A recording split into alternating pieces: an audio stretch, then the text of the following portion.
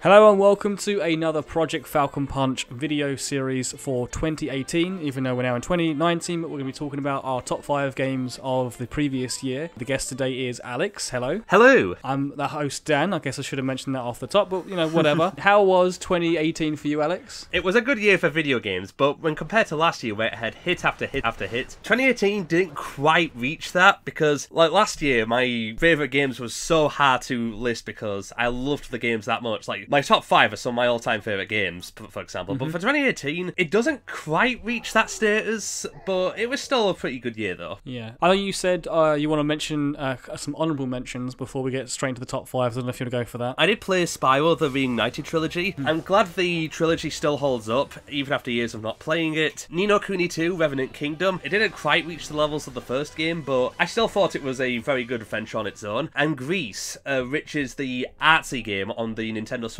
It's very short, but at the same time, it can be just as meaningful as many 20-hour campaigns are, so I do recommend it. Okay then, Alex, so what is your number 5? My 5th favourite game of 2018 is Mega Man 11. Oh, okay. That surprised me, actually. I didn't realise how much you liked this game. Yes, now, Capcom had some big shoes to fill after Mega Man's long hiatus, but I wasn't sure how they do it because, you know, it's a completely new team, years after Keiji Inafune left, and because I was die-hard Mega Man fans, will it live up to, like, the older games of Mega Man and so on? I'm happy to say that it succeeded for the most part because the Robot Master weapons are some of the most inventive and useful of the entire series, in my opinion. And the new gear system they introduced added further thought on how to tackle each stage hazard, like the mini-bosses. For those who don't know, the gear system is where you can switch between if you want to speed up time or if you want to increase your power. But it's not overpowered because the more you use it, then you'll be weakened as a result. So it's a good way to advance Mega Man into the modern era without compromising the simplicity of the older games of what made them so good.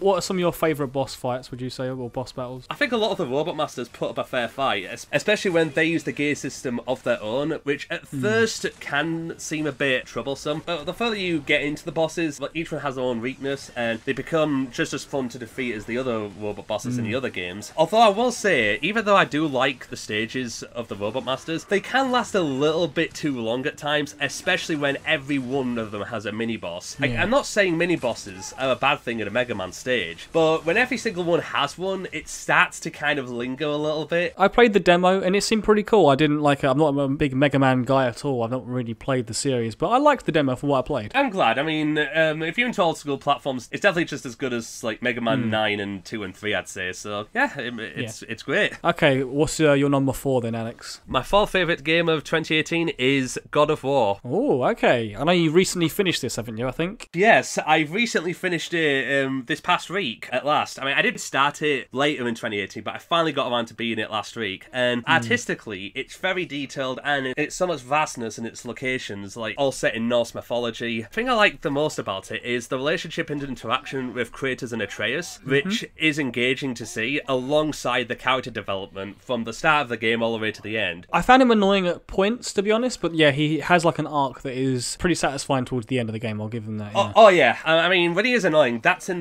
the moments when he hinders Kratos' journey. You know, like where he's the one who caused right onto this bridge, but then the bridge collapsed. So then that's like another 2 hours of gameplay or something to defeat enemies. Speaking of the gameplay, what did you think of it? This is a weird one because it took me a while to get into because in the first half at least, I don't think the combat blended in very well. When it's basic combat and it's trying to be a hack and slash, but when the camera angle is like The Last of Us and it's trying to be like a hack and slash combat game, it leads to some awkward fights and some of the bosses and enemies, I had some cheap deaths along the way. Although, towards the second half, let's say when you get a certain weapon, it starts to become more fun because you unlock more fighting styles and the combat becomes more slick. It becomes more frantic, and even the puzzles are paced nicely, as in they're not too obtuse, but at the same time, they're not overly simple. I also think the side characters are really, really good, especially Mima. I think he's pronounced Mima. Mira, is it? Is it the head? Is that yeah, right? the head. He is my favourite side character of the game. He adds a sense of fun to the adventure and always serious Kratos. Yeah, it made whenever I was sailing around in a little boat, or I don't know if you can call it sailing, like paddling around in a little boat, like I would stop and not get out of my boat because I want to hear his stories, because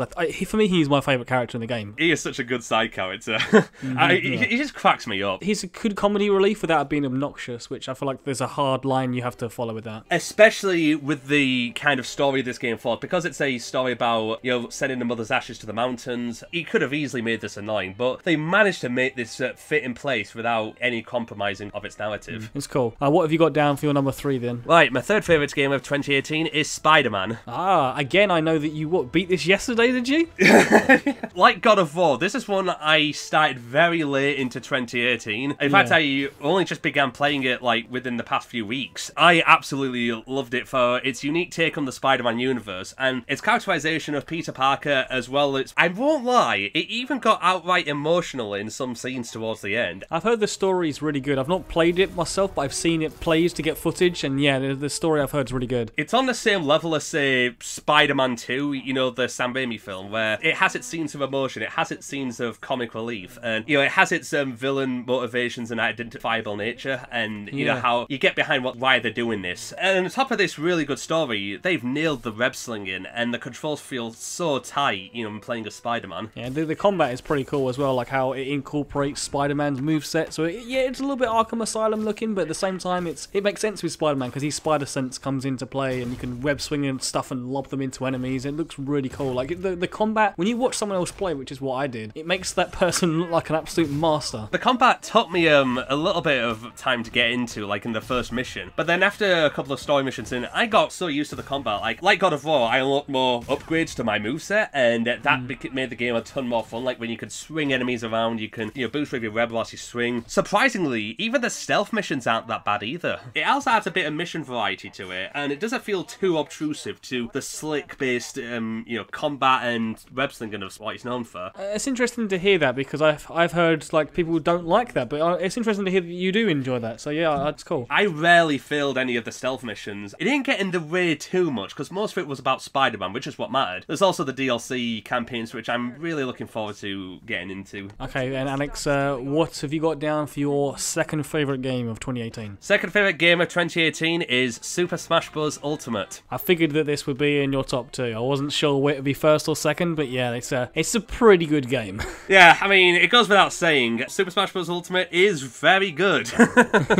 It's exactly what you expect it to be. Yeah, it's exactly what I wanted it to be. You know, ever since Super Smash Bros. Was announced for the Nintendo Switch, you thought to yourself, is it going to be just as good as Melee or Smash Bros. For Wii U? And it is. Everyone's favourite character is in, and no complaints there. Yeah. What's your favourite newcomer? Oh, I've actually not played too many of the newcomers, but I will say, the one I've played as the most is probably the Inkling. Yeah. I know you like your Splatoon. Got into the Inkling really quick. Inkling's now one of my mains to use when I'm in multiplayer, when I'm battling with other people. It's quite a technical player. Like, it's not the easiest to get to grips with, like with the ink thing. I thought it took a while for me to get the hang of that, but it's a cool character. It's like how I like to play as Shulk because of his Monada arts, or Cloud Strife because of his Limit Break. The Ink's ink gauge kind of like adds a little bit more for me. I just feel like I'm the king of the battlefield. I can go up against King K. Rool any day of the week. And speaking of like the fighting, the mechanics are on point, and they're the most refined the series has ever been. In Smash Ultimate, it's a lot more faster, and I think it is a bit more faster than Smash Wii U in general, actually. And also, it's not just the fighting I love about the Smash Bros. Series, but it's also just how much love and detail is put into every game in the franchise. From its music to its fan service to across hundreds and hundreds of games that these characters have come from. What do you think of the World of Light? I would say it's probably the best single player we've had in a Smash game so far. I mean, Subspace Emissary was good, but it got a little bit monotonous in parts, especially the Great Maze at the end. And Smash 4, well, I didn't have a single player, so World of Light is... I like it because you can finish missions in bite-sized chunks in a world map. Could not agree more with you. Like, I love how bite-sized nature it is. It suits, like, just playing a couple of missions here and there if you want, or you can go and play a bunch. Yeah, it's just like Super Mario Odyssey, where, you know, you could just do a few moons when you want, when, you know, you're waiting for a train or something, and then... Although, I will say some of the World of Light missions can become overly frustrating.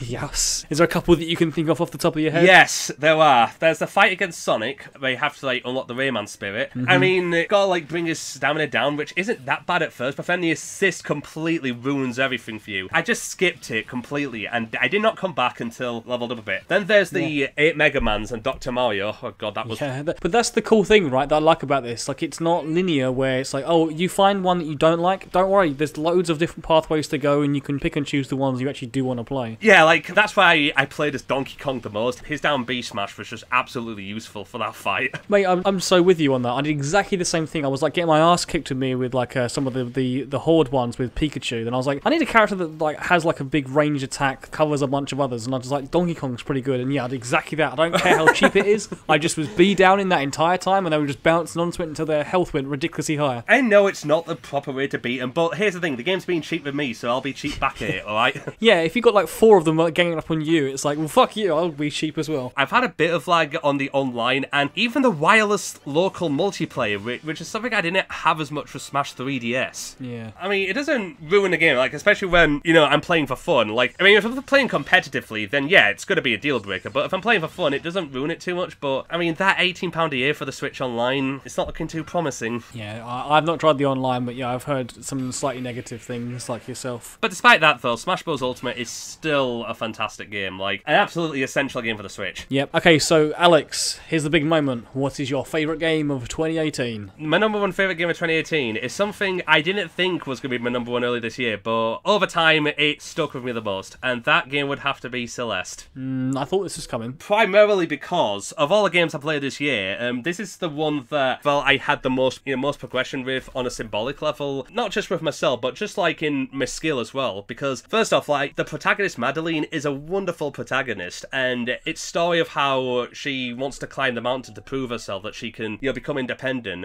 and the platforming gets hard as nails in some instances. You still think back to that, and then you think to yourself, you've got a goal yourself that you're trying to prove to others that you can do it. This is also helped by the pregnant character interactions, which give off a legitimately good portrayal of mental health. I know that we spoke about this game briefly when I was early in the game, and I wasn't enjoying it as much, but I've since finished the game, and I love it, and I think it definitely come around on that game after kind of finding it a little bit frustrating in the first couple of hours. I'm so glad you have. The one word I could just sum up the whole game is just that it is absolutely delightful, like from start to finish. The soundtrack is amazing. The pixelated art and retro sounding music is superb. It complements the whole platforming challenge, which, by the way, even when it gets really tough, even when you die like 10 or 20 times on the stage, you still don't want to give up because the game wants you to succeed. And, when you combine that with thinking about Madeline's struggles and how, she can eventually succeed in them, that's why I think the game stuck with me the most throughout 2018. It can be just as engaging and captivating as many 30-hour campaigns can get. Yeah, definitely. This game and a couple of others as well, actually. SpiderMan, it's appeared in a few other people's lists. Oh, right. And obviously Smash Brothers as well. But yeah, I think a nice solid list from yourself. Oh, thank you. Mega Man was a surprise, but I knew Smash Brothers was going to appear at some point. I mean, when I thought about the games I ranked, I just thought to myself which ones I had the most fun playing and which ones I want to go back to the most. That's the best way to play games, honestly. Don't get forced into it. Play the games you want to play. I even replay Celeste still to this day, because I just love its layers of difficulty, like getting all the tapes and cassettes, and the controls feel so top notch, so it doesn't feel cheap. Okay, then, Alex, is there anything you want to plug at all? What was the last video you did? Let's plug that. It was actually nearly a year ago. I did my top 10 upcoming Switch games of 2018. That's actually the last video I've done on here. It's been a while, I know. I know you were in the Smash Brothers one with myself and Andrew, obviously, but yeah. Oh yes, I forgot the Smash Bros video. I was in that one, yes. Okay, well, Alex, until next year, yep, we'll come back for your 2019 list. Yes, 2019, bring it on.